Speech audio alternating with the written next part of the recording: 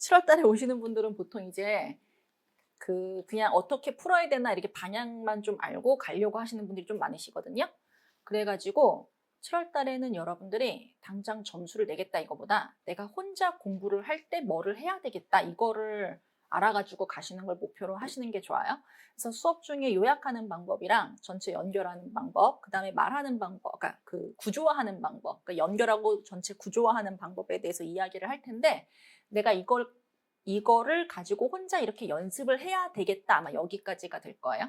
이게 점수를 올려주는 직접적인 건 아니지만 아무튼 베이스가 되는 건데, 이거를 보면 본인들이 요약을 잘한다고 생각하지만 못하는 경우들이 되게 많아요. 좀 이상하게 하든지 해도 솔직히 확신이 없다든지 이런 경우가 좀 많아서, 아, 요약을 이렇게 하면 되는 거구나, 구조화는 이렇게 하면 되는 거구나, 여기까지 알아가시면 6주일 동안 하는 것 치고는 그래도 괜찮은 성과예요. 거기서 조금 더 디테일로 넘어가게 된다 그러면 여러분들이 문장 단위로 연결하는 거랑 그다음에 관계 추론 연습을 좀 해주셔야 되거든요. 근데 관계 추론 연습은 취논증 공부를 하시거나 여러분들이 공부하시다 보면 피셈 문제를 어떻게든 풀게 되시잖아요. 그 과정에서 좀 많이 접하게 되실 거거든요. 무슨 말씀인지 아시겠죠? 그래서 6주일 동안 여러분들이 반드시 얻어가셔야 되는 거는 요약하는 방법, 전체 연결해서 말하는 거 같이 얘기할 거고, 두 번째로는 구조화하는 거, 이렇게 이 방법을 알아가야 되겠다, 이렇게 생각하시면 돼요. 자, 그다음에 초창기에 하셔야 되는 게 뭐냐면 잘못 읽는 부분들을 좀 교정을 해야 되는 건데, 이게 어떤 거냐면 언어 이해가 점수가 고득점이 나오려면 언어 이해에 필요한 퍼즐이 있다고 생각해 볼게요. 레고를 쌓는다고 생각을 해볼게요. 그러면 그게 줄이 한 10줄이 된다고 생각을 해볼게요. 근데 실질적으로 10줄만 되겠어요? 더 많겠지? 내가 언어의 고득점을 가지기 위해서 이렇게 퍼펙트한 어떤 능력이 필요하다고 생각을 해볼게요. 그리고 그 능력들이 레고 블럭처럼 이렇게 쭉쭉쭉쭉 쌓여 있는 거라고 생각을 해볼게요. 언어에는 이 중에 어디가 이렇게 빵꾸가 나와 있으면 점수가 안 나와요. 그래서 어휘랑 배경 지식, 문제 푸는 연습, 뭐 온갖 것들을 다 하셔야 되고, 전체를 다 하고 전체의 실력이 늘어나면서 점차 점수가 오르게 되고, 그 과정에서 어휘가 하나가 빠져 있다든지, 뭐 문장을 잘못 읽는 게 빠져 있다든지, 어디를 잘못 읽는 문제가 있다든지 하게 되면은 공부를 해도 점수가 이렇게 안 나오게 되는 문제점이 생겨요. 그래서 여러분들이 7월 달에 일찍 시작하시잖아요. 그래서 그런 만큼 제가 과제를 여러분들한테 4회를 내드릴 거란 말이에요. 그 과제가 좀 빡세요. 근데 그 과제가 좀 정밀하게 그래도 진단을 해볼 수 있는 수단 중에 하나라서, 현장에 계신 분들은 4회, 인강 보시는 분들은 1회 정도 이렇게 첨삭을 해드리니까 그걸 하셔가지고 좀 여기가 조금 어렵구나라는 진단을 좀 해보시는 게 좋아요. 그렇게 해서 여러분들이 어느 정도 이런 읽기에 일단 문제가 없는지 점검을 그렇게 과제를 통해서 하시고, 그리고 나서 이렇게 쌓아 나가시면 됩니다. 알겠죠? 자, 그런데 이 기본 강의라서 문장 분석 강의가 없어요. 6주 동안 하는 거라서. 문장 분석하는 거는 뭐냐면 문법적인 분석을 얘기를 하는 건데, 예전에 제가 연습용으로 만들어 놓은 제시문이, 그때 당시에는 되게 긴 문장이라고 해서 이렇게 한 문장당 이게 긴 문장을 가지고 제시문을 만들어 놓은 게 있었는데, 최근에는 이게 그냥 보통이야.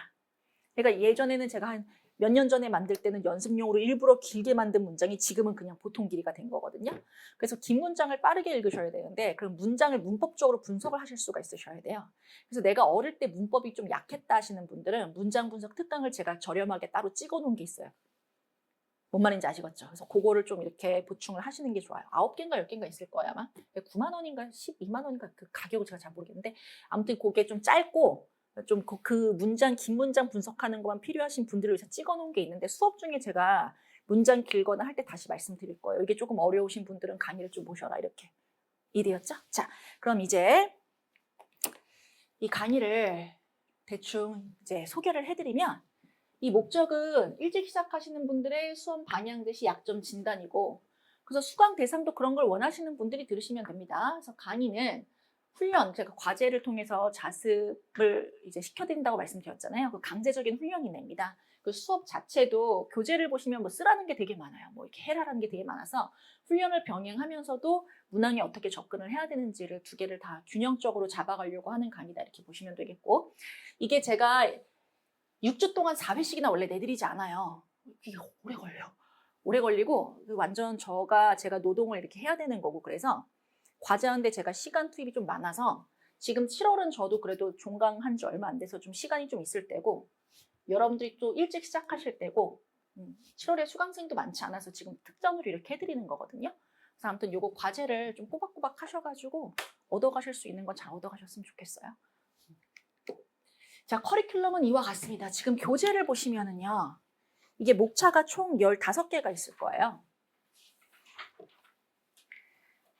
근데 지금 여기에서 고난이도를 지금 뺐어요. 여름에 이거를 다 하는 게 방학 중에 너무 지겹기도 하고, 그리고 이게 지금 고난이도 제시문을 이 수업 중에 해서 소화가 어차피 안 돼요. 그래서 만약에 여러분들이 이걸 들으시고 심화 그 다음에 이렇게 연계를 쭉 하신다 그러면 모르겠는데, 대체로는 한 절반 정도는 그냥 7월에 하시고 그만두시거든요. 7월달 수강생 특성이 항상 계속 이제 10년 이상 그렇게 해왔단 말이에요. 그래서 여러분들이 계속 학원을 다니실지 안 다니실지 모르겠지만 아무튼 보통 짧게 방법만 알아가시고 그냥 그만두시는 분들이 많기 때문에 이 경우에 고난이도 제시문을 좀 뺐어요. 이것보다는 그냥 꼭 해야 되는 연습 위주로 좀 이제 커리큘럼은 짜여져 있다 이렇게 생각하시면 돼요. 그래서 요 목차가 15개인데 이 중에서 얘네들을 위주로 하게 된다 이렇게 보시면 됩니다. 그러면 자, 언어예가 트렌드가 크게 두 가지로 나뉜다고 생각하면 돼요. 읽기 자체가 어려운 트렌드가 있어요. 해마다 좀 달라져요. 그 다음에 어떨 때는 관계 추론이 좀 강조가 되는 패턴이 있거든요. 그러면 작년 같은 경우에는 2개가 다 나왔는데 읽기 자체가 조금 더 어려웠던 게 작년이고, 올해는 읽는 거 절반, 그 다음에 관계적인 거 절반 이런 식으로 출제가 됐어요. 그래서 지금 보시면 여기 전제 추론, 논증 구조, 관계 추론 이렇게 되어 있죠. 여기가 관계에 관련된 부분, 논리적 관계에 관련된 부분이라고 보시면 되겠고, 나머지는 읽는 거랑 관련된다고 생각을 하시면 됩니다. 그래서 전체적으로 커리큘럼은 최근 트렌드에 맞춰서 이렇게 진행할 것이다라고 생각을 하시면 됩니다. 자, 그리고 여기는 지금 잠깐 이렇게 읽어보세요. 보시면 압축 연결 이게 제일 중요하다고 제가 말씀드렸었고요. 추론하는 방법을 수업 중에 다루는데 이게 여러분들이 방법을 알았다고 해서 바로 되진 않습니다. 알겠죠? 바로 되진 않고 제가 대신 워크북을 만들어 놓은 게 있어요. 그래서 그걸 활용하는 방법을 나중에 말씀을 드릴게요. 아셨죠? 그 다음에 약점 진단 및 교정, 이거는 과제를 4번이나 하면서 읽기 정도의 교정 효과가 있어요. 읽기에서 관계 추론보다 그 과제 자체는.